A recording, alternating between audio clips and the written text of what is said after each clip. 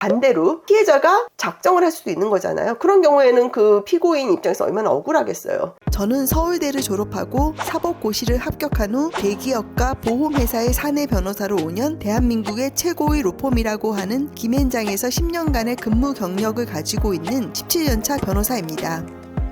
안녕하세요. 최현 변호사입니다.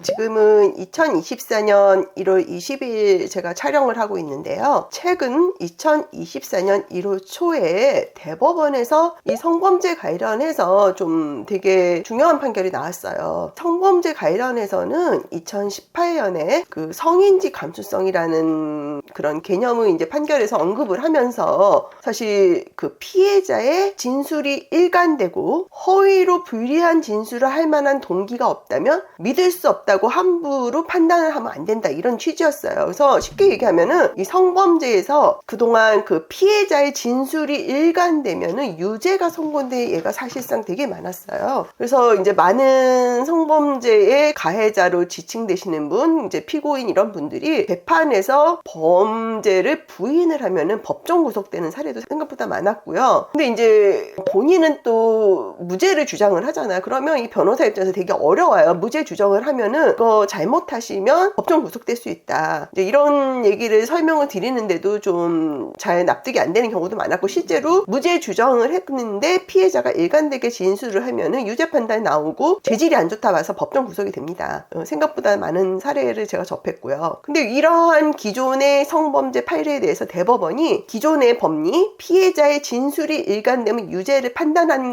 이거에 대해서 아주 반박을 했어요. 전원 합의체 판결은 아닌데 뭐라고 이제 법원에서 판단했냐면은, 이러한 성범죄에서 피해자의 진술을 제한 없이 증거로 인정하거나 그 진술에 따라 무조건 유죄로 판단하면 안 된다. 그러니까 이제 다른 증거 없이 피해자의 진술만 있을 때 가해자가 반박을 못 한다는 그런 기존의 유죄 판결을 받은 사례에 대해서 이거는 헌법상 무죄 판단 원칙에 반한다. 사실 우리 헌법은 형사소송의 피고인은 무죄 추정이에요. 근데 변호사 입장에서 보면은 면목 범죄는 유죄 추정이 아닌가 싶을 정도로 무죄를 이제 다투는 경우에 그냥 명확한 증거가 없어도 피해자의 진술 하나로도 유죄가 되는 경우가 있거든요. 그 대표적인 게 성범죄였는데, 근데 한번 생각을 해보세요. 피해자분이 진술이 일관되고 또 성범죄의 특징 자체가 피해자의 진술 외에는 없을 가능성이 많습니다. 그렇기 때문에 그 법리 자체가 딱히 틀렸다고 볼 수는 없다고 생각을 하는데, 반대로 피해자가 작정을 할 수도 있는 거잖아요. 그런 경우에는 그 피고인 입장에서 얼마나 억울하겠어요. 근데 그거를 재판에서 진실을 가른다는 게 그렇게 쉽지가 않아요. 그렇기 때문에 기존의 그 성범죄에서는 피해자의 일관된 진술을 유죄받은 사례가 많았고, 진실은 잘 모르겠지만 일부 억울한 분도 있지 않았을까 하는 생각이 들거든요. 근데 최근 2024년 1월 초 대법원 판결은 이와 같이 피해자의 진술을 제한 없이 증거로 인정하거나 무조건 유죄로 판단하면 안 된다, 이런 거를 명확히 했습니다. 그래서 향후에 이 성범죄 재판에 이 최근 대법원 판결이 줄줄이 영향을 미칠 거라고 생각이 들고요. 또 이제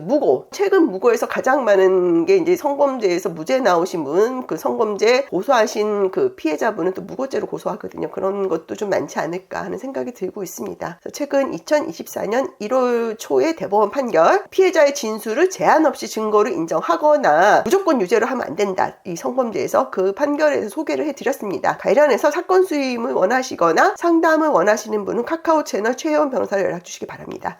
감사합니다. 사건 수임이나 법률 상담을 원하시는 경우 카카오 채널 최혜원 변호사를 검색하셔서 연락 주시면 상담을 도와드리도록 하겠습니다.